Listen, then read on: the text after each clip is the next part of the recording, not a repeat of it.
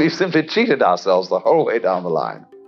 We thought of life by analogy with a journey, with a pilgrimage, which had a serious purpose at the end, and the thing was to get to that end, success or whatever it is, or maybe heaven after you're dead.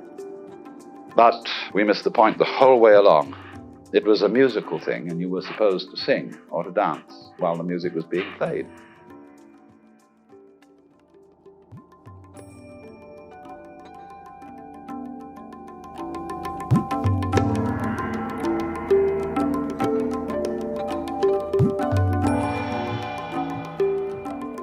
Welcome to Being in the Way, the Alan Watts podcast.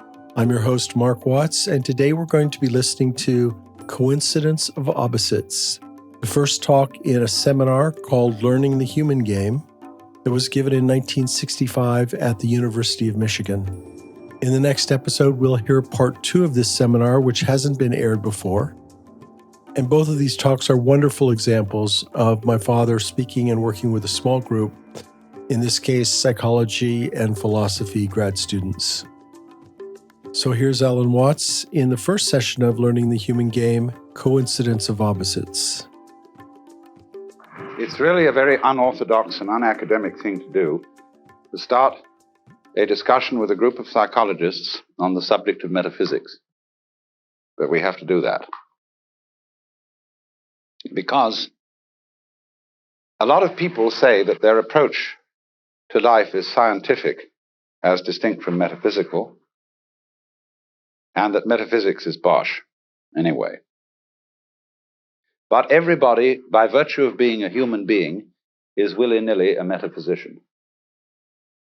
That is to say, everybody starts from certain fundamental assumptions as to what is the good life, what he wants, what are his, shall we say, axioms for living.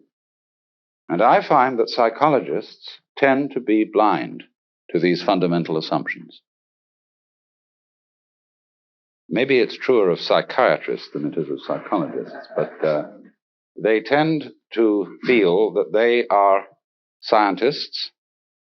They're rather bending over backwards to have a scientific status, because that, of course, is fashionable in our age.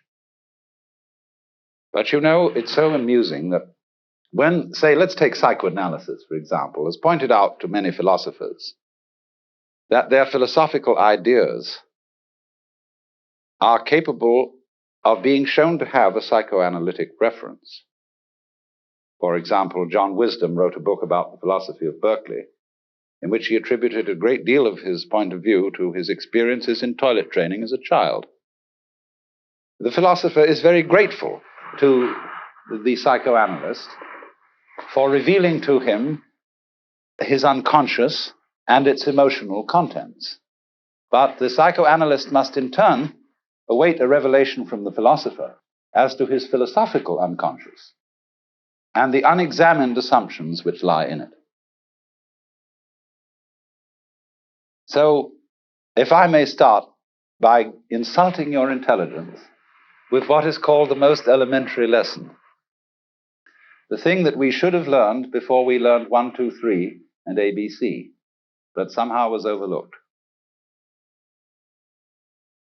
Now, this lesson is quite simply this, that any experience that we have through our senses, whether of sound or of light or of touch, is a vibration. And a vibration has 2 aspects, one called on and the other called off. Vibration seems to be propagated in waves, and every wave system has crests and it has troughs. And so life is a system of now you see it, now you don't.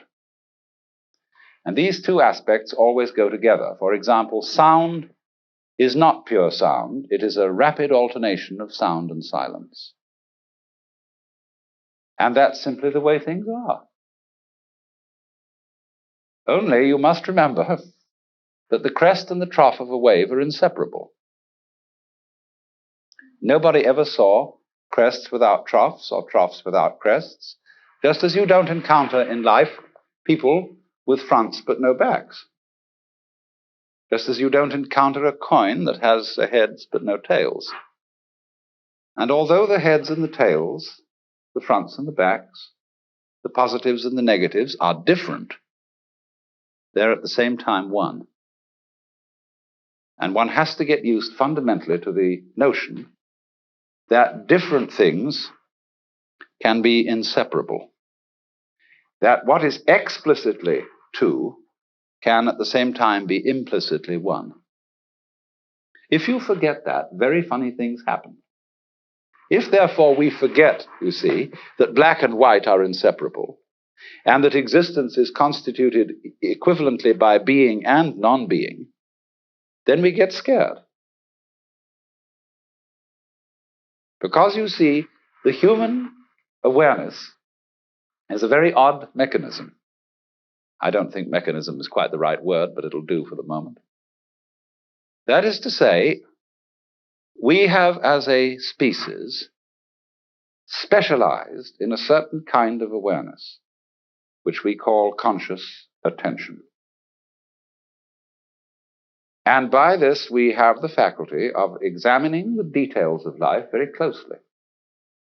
We can restrict our gaze, and it corresponds somewhat to the peripheral field, the central field of vision in the eyes. We have central vision, we have peripheral vision. Central vision is that which we use for reading, for all sorts of close work, and it's like using a spotlight, whereas peripheral vision is more like using a floodlight. Now, civilization and civilized human beings for maybe 5,000 years, maybe much longer, have learned to specialize in concentrated attention. Even if a person's attention span is short, he is, as it were, wavering his spotlight over many fields. The price which we pay for specialization in conscious attention is ignorance of everything outside its field. I would rather say ignorance than ignorance, because if you concentrate on a figure, you tend to ignore the background. You tend, therefore, to see the world in a disintegrated aspect. You take separate things and events seriously, imagining that these really do exist, when actually they have the same kind of existence as an individual's interpretation of a Rorschach blot. They're what you make out of it. In fact, our physical world is a system of inseparable differences. Everything exists with everything else. But we contrive not to notice that, because what we notice is what is noteworthy. And we notice it in terms of notations. Numbers, words, images. What is notable, noteworthy, notated, noticed, is what appears to us to be significant, and the rest is ignored as insignificant. And as a result of that, we select from the total input that goes to our senses only a very small fraction. And this causes us to believe that we are separate beings, isolated by the boundary of the epidermis from the rest of the world.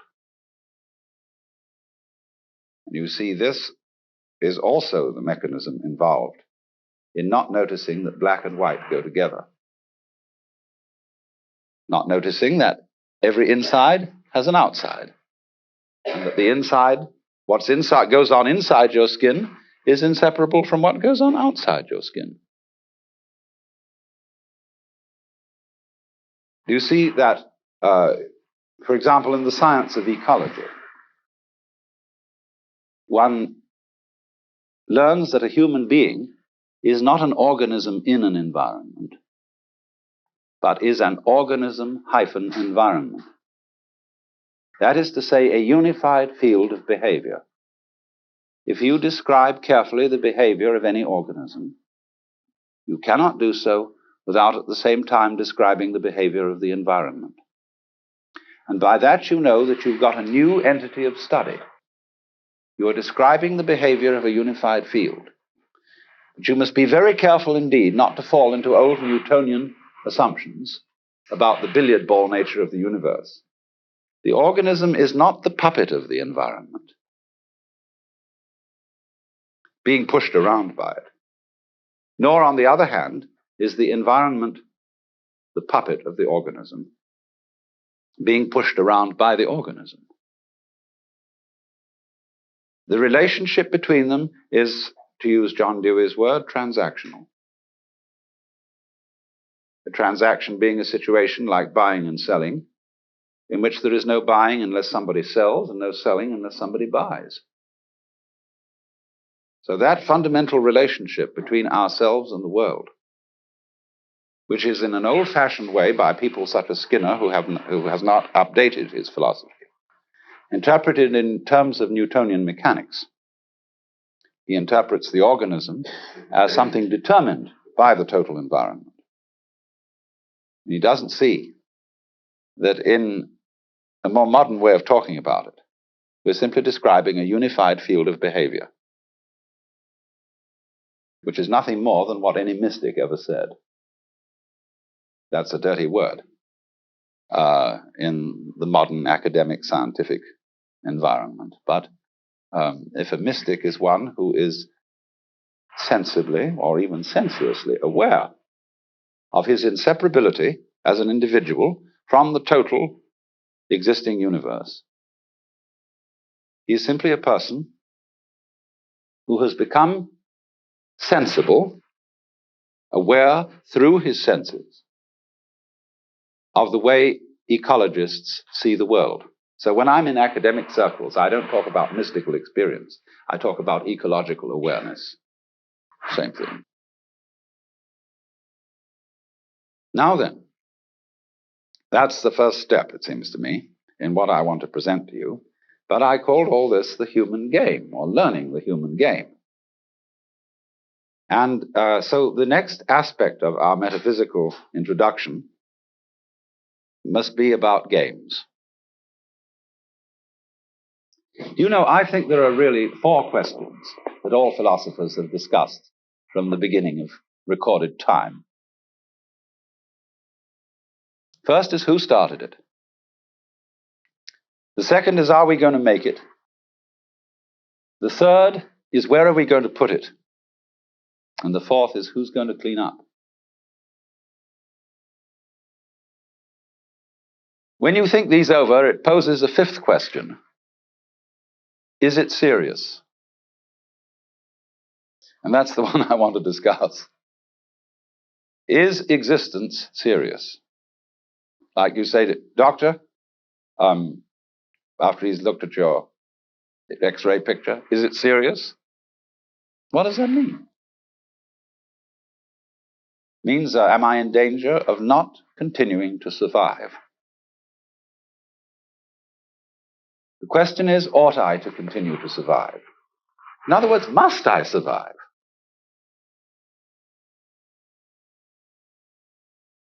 If life is serious, then of course I must survive.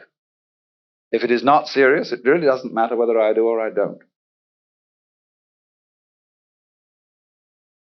Now, in Western culture, it is practically a basic assumption that existence is serious. This is particularly true among people who call themselves existentialists. When they talk about a person who exists authentically, they mean that he takes his life seriously and other people's lives seriously. But the poet and essayist G.K. Chesterton once observed that the angels fly because they take themselves lightly. And if I may venture into mythology, if the angels take themselves lightly, how much more so the Lord of the angels?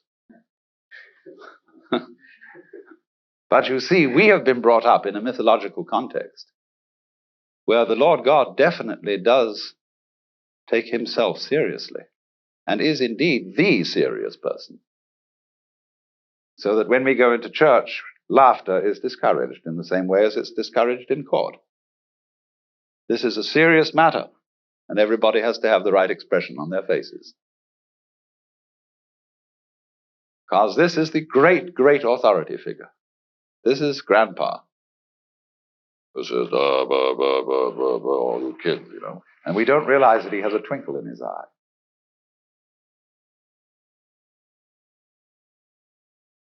Now, therefore, you see, the mythologies under which the West has developed its culture are, first of all, the first great mythology is that the universe is an expression of the very, very serious purpose of the Lord God.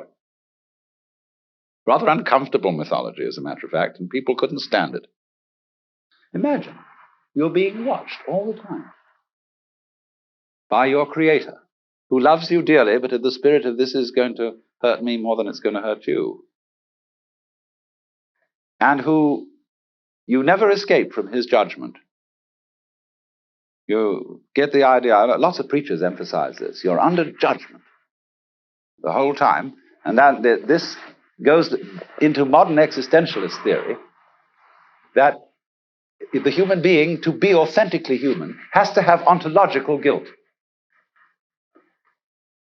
But that's awful, you know, to be watched all the time. I know a very humorous convert to Catholicism, and she's got in her toilet, an old-fashioned toilet, you know, with a tank and a pipe going down to the john.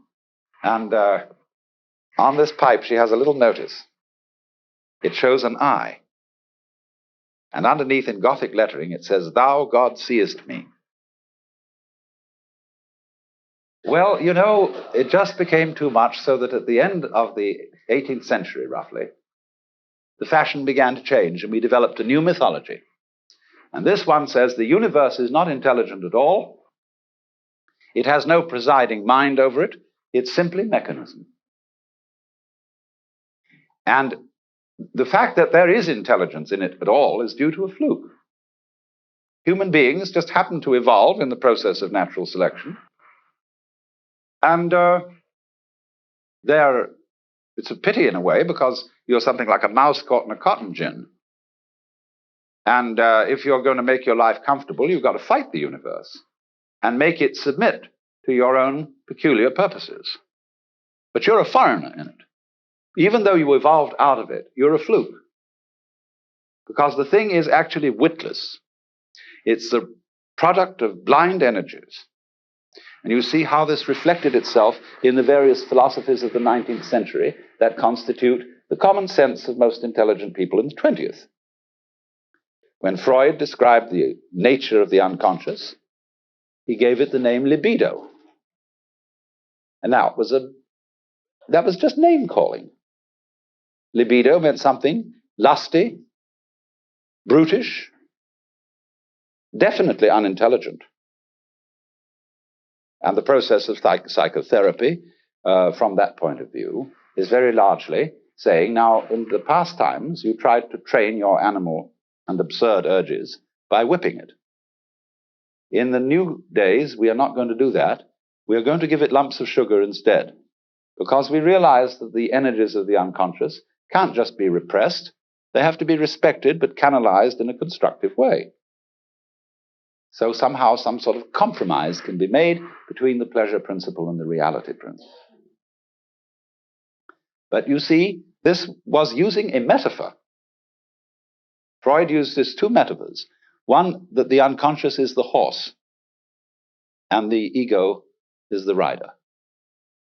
The other is that the psychological construction of man is a system of hydraulics. Damming up, repressing, or letting the flow of free association come out. All these are hydraulic metaphors. And we have no evidence that the human psyche or the human nervous system is a hydraulic system. But I mean, these metaphors, we have to use them, because metaphors or myths are our tools for making sense of the world. Only just so long as we realize what we're doing and don't take them too seriously. But you see, when we substituted the mechanical metaphor for the creator metaphor, incidentally, that's based on ceramics. In the book of Genesis, the Lord God makes Adam out of the dust of the ground. This is a pottery business. And then he breathes the breath of life into the nostrils of this figurine. So everybody, by taking that metaphor too literally, they think the world is made, that it's a construct, and that somebody knows how it's done. And it's natural for a child to ask its mother, how was I made? It's a very weird question. But underneath both these metaphors is a definite feeling that the world is serious. In the first one, it's the serious purpose of God, and you better not call it in question, or he'll get angry with you. You watch out. You've got to be polite when you're associating with the Lord God. Very polite, and watch your P's and Q's. On the other hand, the mechanical metaphor, it's serious too. It's an engineering job. It's efficient. I mean, let's take something like a giraffe. I'm to quote Chesterton again. Once he said, it's one thing to be amazed at a gorgon or a griffin, a creature that doesn't exist. But it's of a much higher order to look at a rhinoceros, a creature that does exist and looks as if it doesn't. So in the same way, the giraffe, with that long neck and all the spots over its skin. Some people always say about giraffes, well, there's nothing irrational about a giraffe. It's got a long neck so that it can eat leaves off high trees, and it's spotted so as to disappear into the forest and not be seen by its enemies. Well, I mean, that's a sort of engineering conception of a giraffe. Other people would say, it's slightly the same thing, but in a different form. Just because there were creatures with long necks and spots, they could eat better than creatures that didn't have necks that long in that kind of environment. And because they were spotted, they weren't seen by their enemies, and so they survived. But there still, you see, is an interpretation of the world that is based on the notion, the myth, that the one instinct that everything has is to survive. Which the wasp didn't. Now, this idea of an instinct to survive is similarly a Newtonian, a mechanical and hydraulic idea.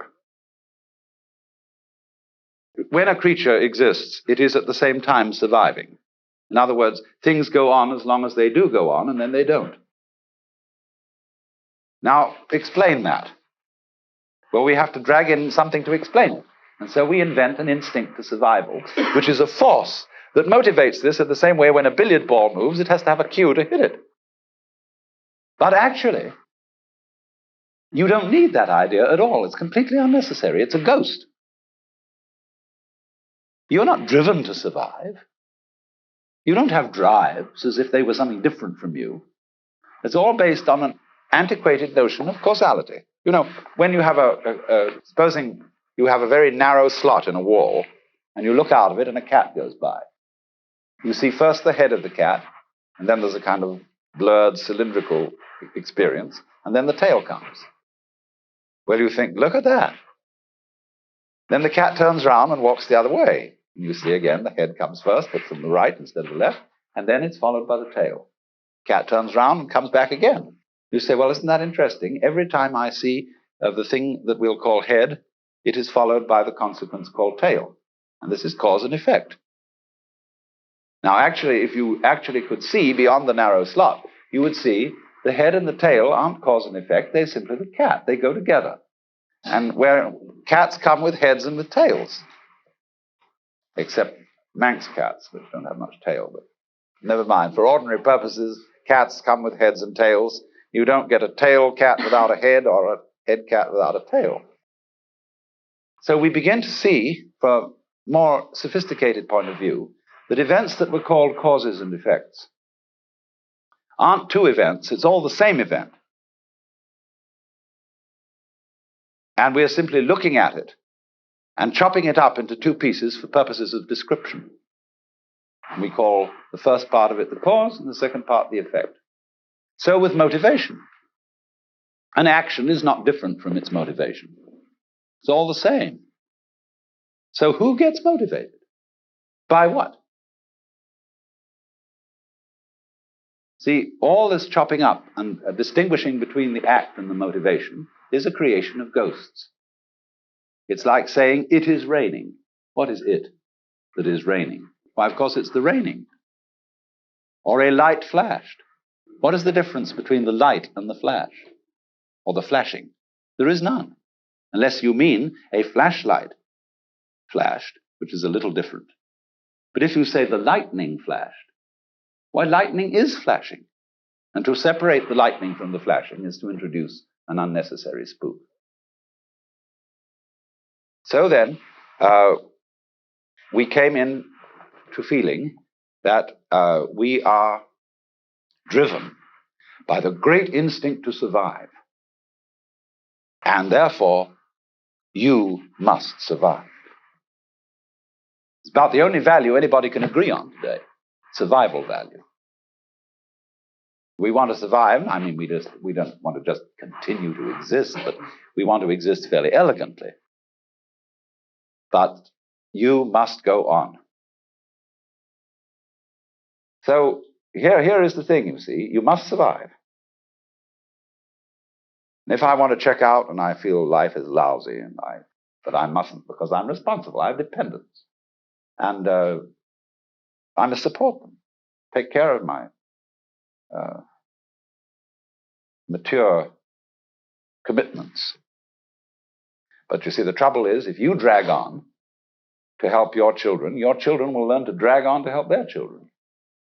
They'll go and survive compulsively too and teach everybody to do the same. Now look here. What is survival? I've said that survival is the same thing as being. The thing is as long as it is, and then it isn't. That's survival. But it isn't something that you must do. Just in the same way, look here, if you said to a person, in order to be human, you must have a head. Is that a commandment? Or is it simply the expression of a state of affairs? Obviously, it's a state of affairs. We don't see people running around trying to have heads.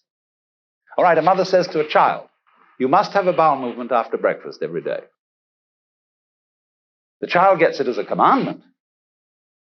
Darling, try to go to sleep. Worse still, you must love me.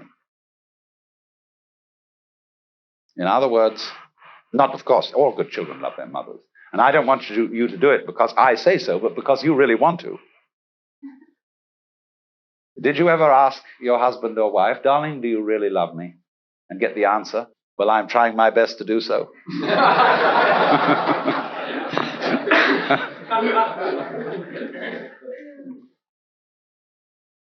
Well, here's the nub of the matter, you see. The confusion between the expression of a state of affairs and a commandment. And as a result of that, you get the situation we call the double bind, which is in essence saying, you are required to do something which will be acceptable only if you do it voluntarily.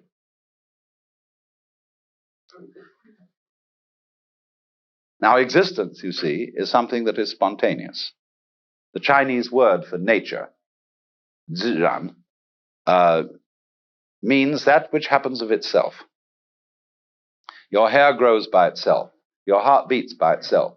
You breathe pretty much by itself. Your glands secrete their essences by themselves. You don't have voluntary control over these things. So we say it happens spontaneously. So when you go to sleep and you try to go to sleep, you interfere with the spontaneous process of going to sleep. Try to breathe, real hard, and you find you get balled up in your breathing. So if you're going to be human, you just have to trust yourself to have bowel movements and go to sleep and digest your food. Of course, if something goes seriously wrong and you need a surgeon, that's another matter. But by and large, the healthy human being doesn't, right from the start of life, need surgical interference. and he lets it happen by itself. So with the whole picture, that is fundamental to it. You've got to let go and let it happen, because if you don't, you're going to be all clutched up. You're going to be constantly trying to do what can happen healthily only if you don't try. But we have a strange anxiety in us that if we don't interfere, it won't happen. Now that's the root of an enormous amount of trouble. But the basis of it all is this, then.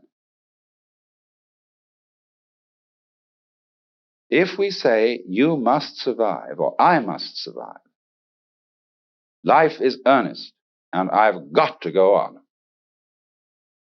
then your life is a drag and not a game.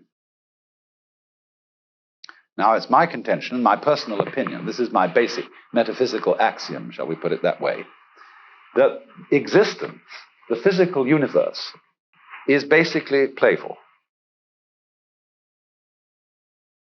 There is no necessity for it whatsoever. It isn't going anywhere. That is to say, it doesn't have some destination that it ought to arrive at.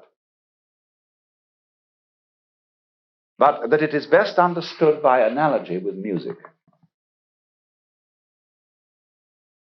Because music, as an art form, is essentially playful. We say you play the piano. You don't work the piano. Why? Music differs from, say, travel.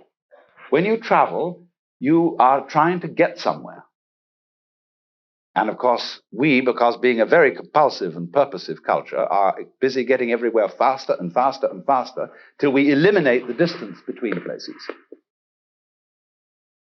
I mean, with the modern jet travel, you can arrive almost instantaneously. What happens as a result of that is that the two ends of your journey become the same place. You know, you can get from San Francisco to Honolulu faster than you can get from San Francisco to San Jose, practically, especially in rush hour, which is 60 miles away. Now that means that San Francisco, or worse still, Los Angeles, and Honolulu become the same place. And so the tourist says, I wonder about going to Hawaii. Has it been spoiled yet? The answer is yes. It's become the same place as you're starting from. There's no point going there for a vacation, because it's just like going down the block. That's the result, you see, of abolishing limitations, of getting too compulsive. So you eliminate the distance, and you eliminate the journey. Because the fun of the journey is to travel, not to obliterate traveling. So then, in music, though, one doesn't make the end of a composition the point of the composition. If that were so, the best conductors would be those who played fastest. And there would be composers who wrote only finales. People go to a concert just to hear one crashing chord, because that's the end. Same way in dancing. You don't aim at a particular spot in the room. That's where you should arrive. The whole point of the dancing is the dance. Now, but we don't see that as something brought by our education into our everyday conduct. We've got a system of schooling which gives a completely different impression. It's all graded. And what we do is we put the child into the corridor of this grade system with a kind of, come on, kitty, kitty, kitty. And yeah, you go to kindergarten, you know, and that's a great thing because when you finish that, you'll get into first grade. And then, come on, first grade leads to second grade and so on. And then you get out of grade school, you've got high school, and it's revving up. The thing is coming. Then you're going to go to college. And by Jove, then you get into graduate school. And when you're through with graduate school, you go out to join the world. And then you get into some racket where you're selling insurance. And they've got that quota to make. And you're going to make that. And all the time, this thing is coming. It's coming. It's coming. That great thing, the success you're working for. Then when you wake up one day about 40 years old, you say, my God, I've arrived. I'm there. And you don't feel very different from what you always felt. And there's a slight letdown because you feel there's a hoax. And there was a hoax, a dreadful hoax. They made you miss everything by expectation. Look at the people who lived to retire and put those savings away. We've simply cheated ourselves the whole way down the line. We thought of life by analogy with a journey, with a pilgrimage, which had a serious purpose at the end. And the thing was to get to that end, success or whatever it is, or maybe heaven after you're dead. But we missed the point the whole way along. It was a musical thing, and you were supposed to sing or to dance while the music was being played. But you had to do that thing. You didn't let it happen.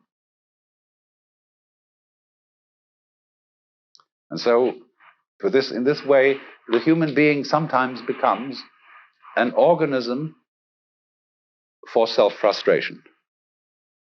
Let's take Korzybski called man a time binder. That means that he's the animal peculiarly aware of the time sequence. And as a result of this, is able to do some very remarkable things. He can predict. He studies what's happened in the past, and he says the chances are so-and-so of that happening again. So he predicts.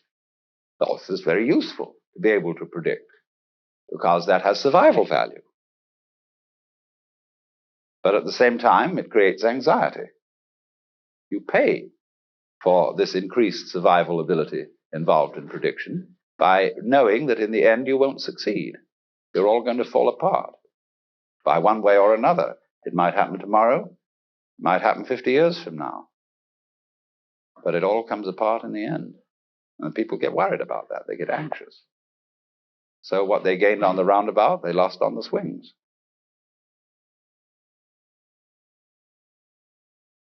So then, if you see, on the other hand, that existence, this is, as I said, my basic metaphysical assumption, which I won't conceal from you, that existence is musical in nature. That is to say that it is not serious. It is the play of all kinds of patterns. We can look upon different creatures as we look at different games, as we look at chess, checkers, backgammon, tennis. There's the tree game, the beetle game, the grass game.